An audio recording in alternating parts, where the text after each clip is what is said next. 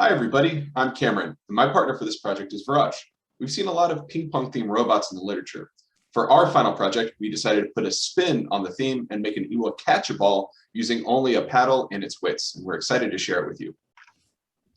I'm demonstrating the behavior that we want the Iwa to take on the left.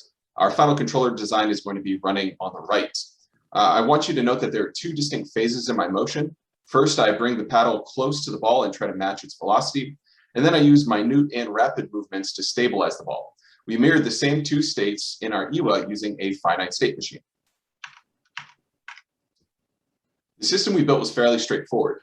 We used Drake, we used a simulated perception pipeline, and then we passed ground truth, ball, and paddle state values to the catcher controller, which was then the focus of our work. We computed paddle velocities and passed them to a differential inverse kinematics controller to compute joint trajectories, which we then kept within limits with an optimization subroutine. The realism of our simulation was limited by unrealistic ball physics. There was no spin, no air resistance, and then we qualitatively estimated what contact should look like without friction between the ball and paddle.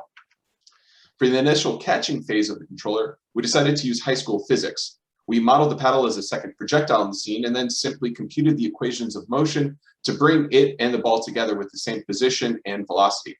And this should result in the ball and paddle having a very low relative velocity after they come into contact.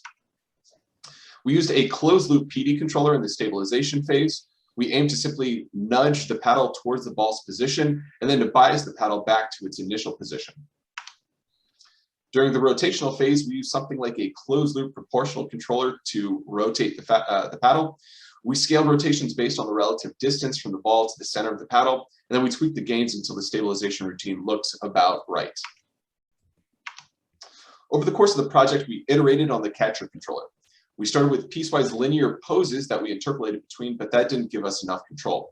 We then moved to differential inverse kinematics alone, but then we ran into persistent issues with singularities. And then we finally added optimization-based joint limits, which gave us the behavior that we've been demonstrating here.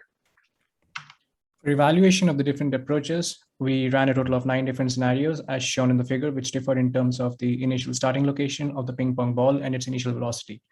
To quantify the performance, we computed the stability metric, which is defined as the amount of time the manipulator was able to keep the ball on top of the paddle. Additionally, we also compared the computational times of the different approaches. Here we present a subset of the results depicting the stability metric of different approaches.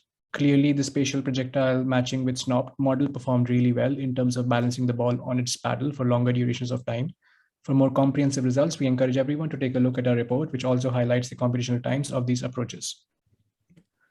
In conclusion, the aim of the project was to impart a level of dexterity to robotic manipulators that can enable them to balance falling ping pong balls on top of a paddle that is attached to them. This task is really non-trivial even for humans, since it requires rapid and minute adjustments to ensure the stability of the ball. We presented simple trajectory matching-based approaches which were unable to catch the ball and hence utilized the strong convex quadratic optimization-based routines to impose joint velocity limits. Few potential directions of work include reframing the orientational computation as an optimization-based problem rather than defining hand-tuned parameters to solve it.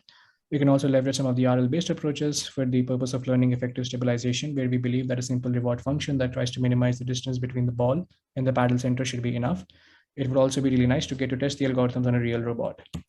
Finally, we present some of the other cases we tested. We can see that in all the videos, the robot tries its best to keep up with the paddle by doing fast orientational changes while respecting the joint velocity limits of the arm. And finally, we want to thank Professor Russ and the TS for their thorough support during the semester and for making the course really interesting. And we also want to thank everyone else for listening to our project presentation.